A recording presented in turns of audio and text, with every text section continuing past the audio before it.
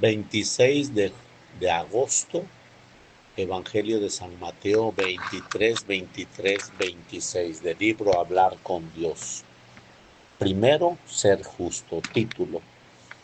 En la ley de Moisés estaba dispuesto que se cumpliera el diezmo. Se debía entregar la 10ª parte del producto de los frutos más corrientes del campo, como los cereales, el vino y el aceite, para el sostenimiento del templo. Los fariseos pagaban además el diezmo de la hierbabuena, del anís y del comino, plantas aromáticas que se cultivaban en los jardines de las casas, que servía para condimentar las comidas.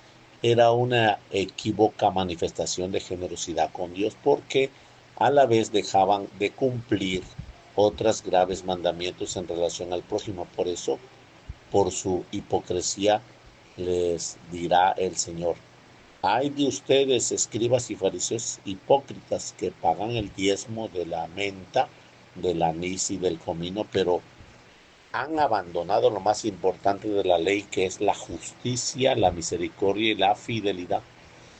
Estas cosas habían de hacer sin omitir aquellas. No desprecia el Señor el pago del diezmo por la menta, el anís y el comino, que podría haber sido una verdadera expresión de amor, como quien regala unas flores a una persona que quiere o al Señor en el sagrario. Lo que rechaza a Jesucristo es la hipocresía que este falso celo oculta, pues con ello se justificaban para no cumplir con otros deberes esenciales: la justicia, la misericordia y la fidelidad. Los cristianos no debemos caer jamás en una hipocresía semejante a la de esos fariseos. Nuestra ofrenda voluntaria son gratas a Dios cuando cumplimos con las obligatorias necesarias determinadas por la justicia. Esta virtud manda dar a cada uno lo suyo y se enriquece y perfecciona por la misericordia y la caridad. Estas cosas había de hacer sin omitir aquellas. La virtud de la justicia se fundamenta en la intocable dignidad de la persona humana, creada a imagen y semejanza de Dios y destinada a una felicidad eterna. Y si consideramos el respeto que merece todo hombre a la luz de las verdades reveladas por Dios, hemos de valorar necesariamente el mayor grado de esta dignidad, ya que los hombres han sido redimidos por la sangre de Jesucristo, hecho hijo y amigo de Dios por la gracia sobrenatural y constituido heredero de la gloria eterna.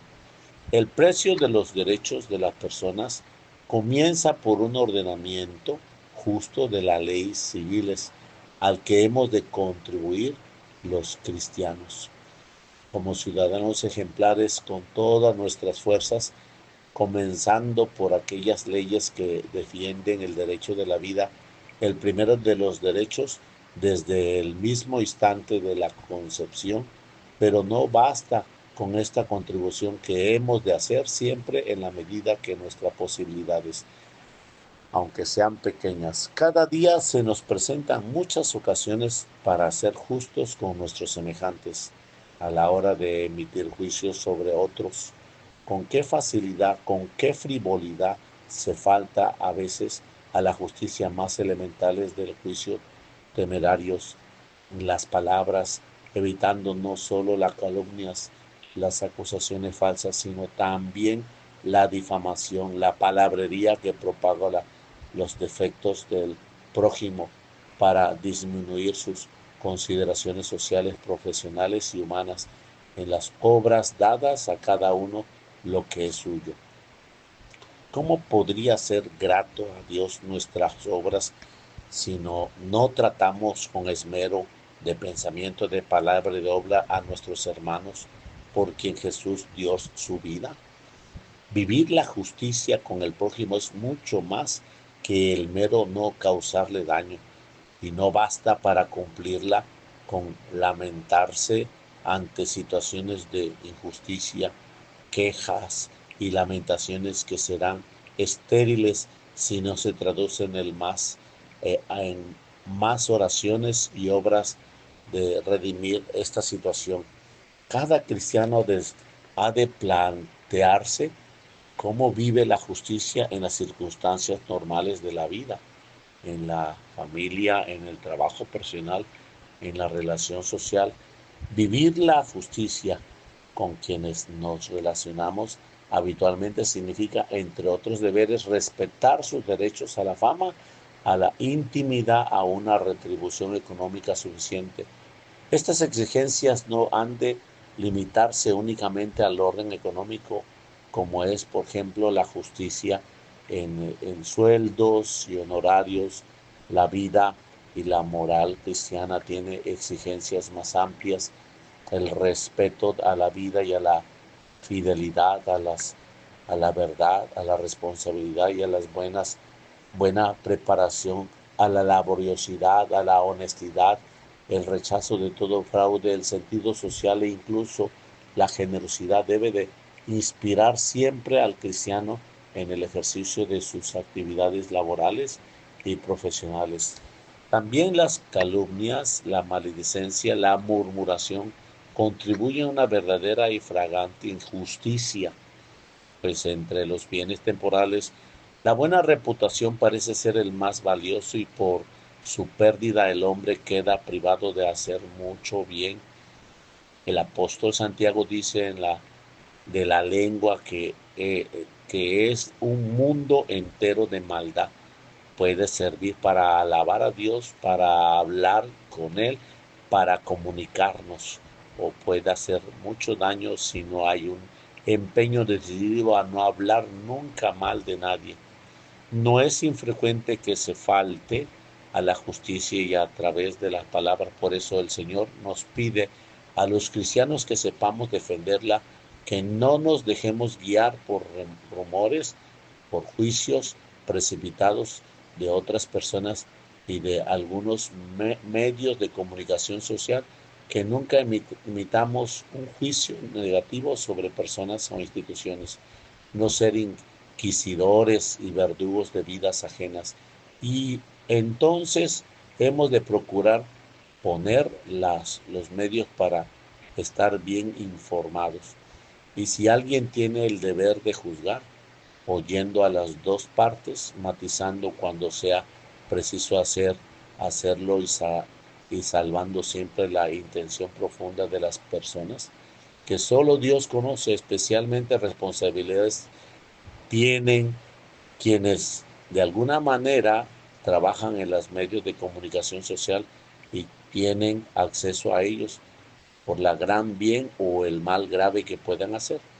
Debemos de vivir los deberes de justicia con aquellos que el Señor nos ha encomendado, dedicándoles tiempo, colaborando en la formación de todos, tratando con más esmero a aquel que por enfermedad, edad o por las condiciones particulares más las necesita.